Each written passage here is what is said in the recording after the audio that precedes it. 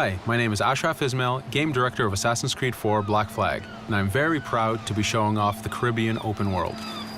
Here, we're going to start with Edward. After completing a few missions, he's met up with the assassins, but he's not yet bought into the creed, so he still has this selfish need for fame and fortune.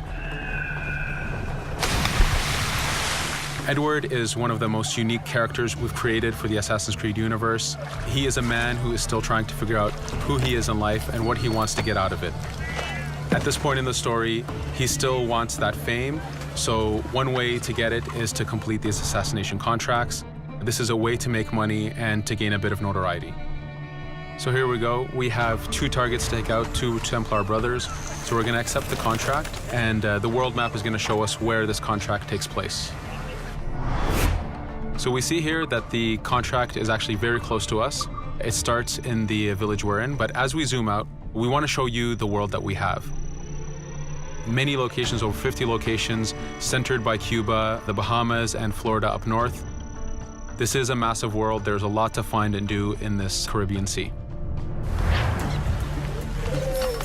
But now we'll get back to the Fisherman Village and go after our targets. The Fisherman Village, it's one type of location in this world. It's really here as a convenience to the player. This is where you can start missions, where you can shop to upgrade Edward and the Jackdaw itself. It's really about the mood and the ambiance of the Caribbean Sea. In the distance, we have a tavern that we're approaching.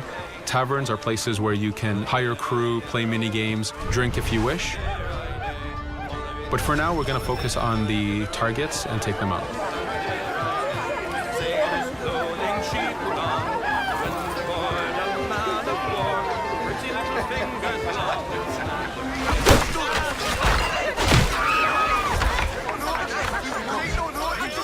Now that we've taken out one brother, the other one's going to bolt. Just like classic ACs, we can chase him down and take him out that way, but there's many ways to complete this contract.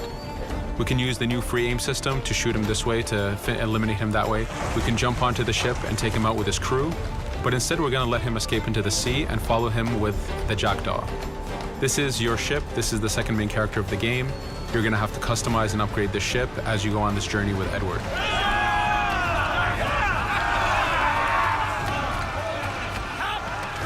We've seamlessly gone from a ground chase right into a naval chase. We could destroy the ship and complete the contract that way, but instead, using the spyglass, we can see that he's carrying a lot of rum. Rum is important in the economy system. It's one way of making a lot of money if you sell it properly. So instead of destroying the ship, we're going to plunder that ship. Fire! Here you can see the upgrades that we've made into the naval combat.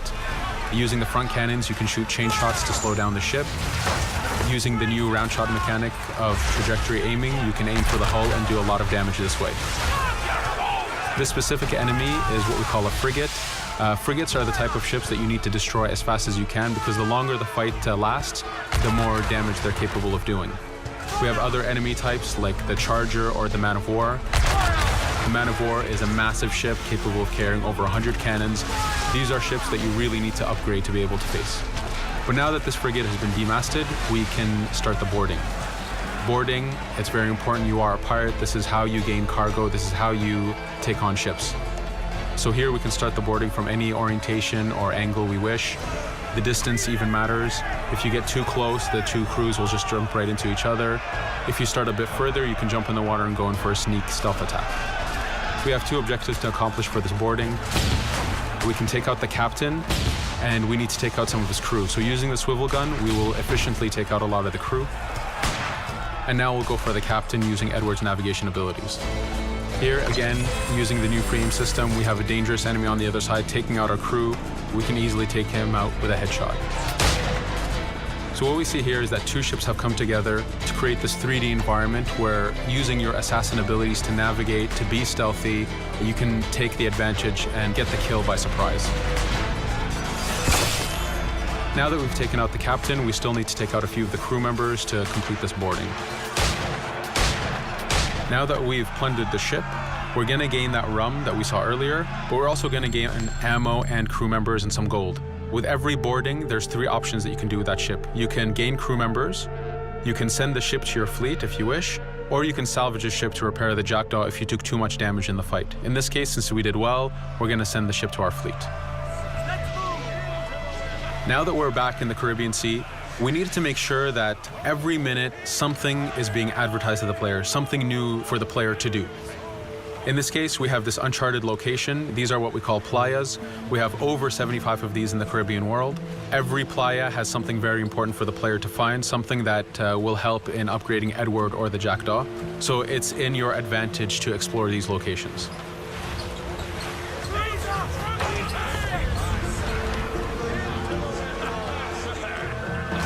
Again, for us, seamlessness is very important. We needed to be able to explore this Caribbean world without having too much interruption in the action. So being able to just let go of the wheel anywhere we want, jump into the water, and swim over to that location. This is very important for the mood and the immersiveness of this Caribbean open world. Here, as we get on the playa, in the distance, we can see that there's a faction battle. But closer to us, we can see that there's this poor drunken sailor who's passed away. But being a pirate, of course, we're going to loot his body and see what he has for us.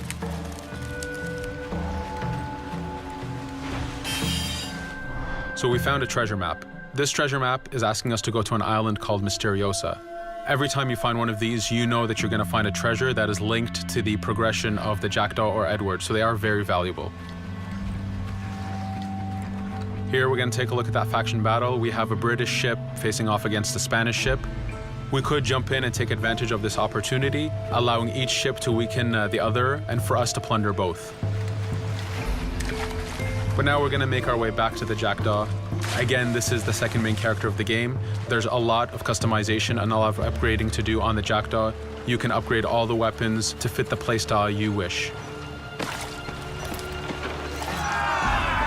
Now, as we get onto the Jackdaw, we can see that the crew is cheering for us. Edward has a really close relationship with his first mate, Adewale, standing right there, and with his crew. And this is something that you'll see later in the demo, that we can lose and gain crew members. Again, using the spyglass, we can really see the contents of a ship, but you can also assess the danger and threat level of these ships. But for now, we're going to continue to Mysteriosa to find that treasure. Here we've crossed into a harpooning zone. The harpooning system is connected to the hunting system, which is used for upgrading Edward himself. So you can upgrade the number of weapons he carries, the ammo that you can carry, and even his health. But for now, we've moved past that zone and we've got into a storm. Storms are very dangerous. If you're not careful, if you don't know how to navigate a storm, you will take damage to your ship and you will lose crew members. In the distance, we can see a water spout. This is a tornado in the ocean. These are very dangerous. They can suck you in, and when they do, they tear the ship apart and take out your crew. Here we can see its effect on a ship. This poor ship got sucked in and got destroyed. Storms are very dangerous, but we wanted the player to take advantage of this. When you've mastered a storm, when you know how these systems work, you can pull enemies into a storm and let the storm do damage for you. So there is a strategic element to using a storm in the world.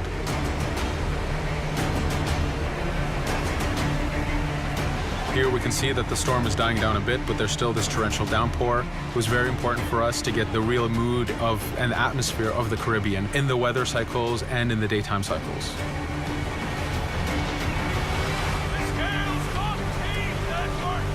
But here, since we've survived the storm, did pretty well, let's order our crew to sing.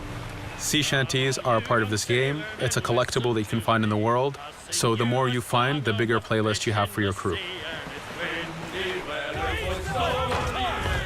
But for now, we've made it to Mysteriosa. So again, we're going to seamlessly get off our ship and explore this location.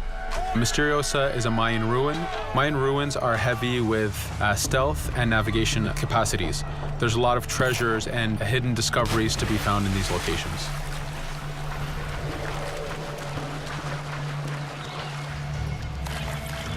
If we recall the treasure map, the treasure is hidden behind a temple. So just by quickly looking around, we can see that temple looks about right. So that's our objective. We'll head there. As we go this way, we can see there's a lot of guards on the beach. We could go in and fight them if we wish to, but to show off that this is a mini open world, we're going to try to find a different route to get to our objective. Here, we've seen a guard. We don't want to alert him, and we don't want to alert the guards on the beach, so we're going to use our stealth ability to take him out silently.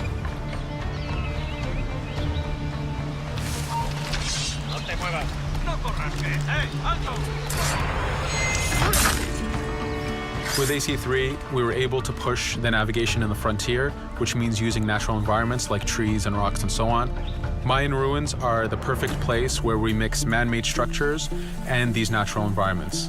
So you really get to feel how far the navigation abilities of the assassin have come since the original game. In the distance there, we can see another part of the island being blocked off by a patrol of guards. We're going to avoid it for now and go for that treasure.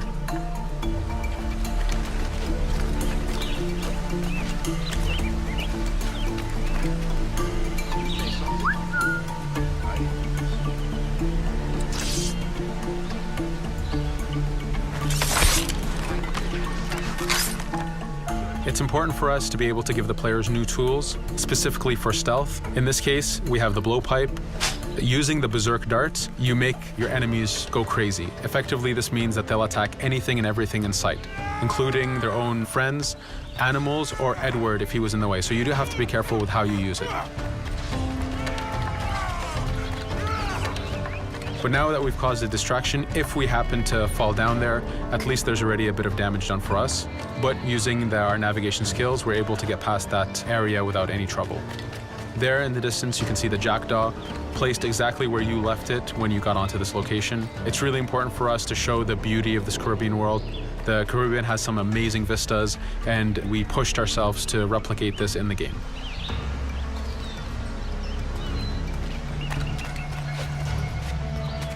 As we continue forward, we can see in the distance there's a couple prisoners that are taken hostage.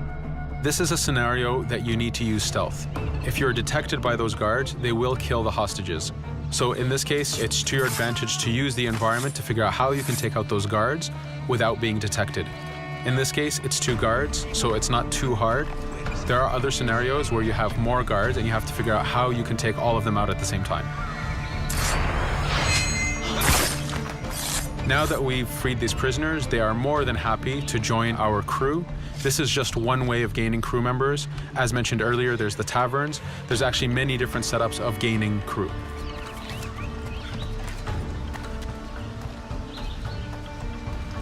Here, we're going to go back to the treasure map. We can see that the treasure is actually behind the temple near a fountain. So if we just look around, we can see that it's around here.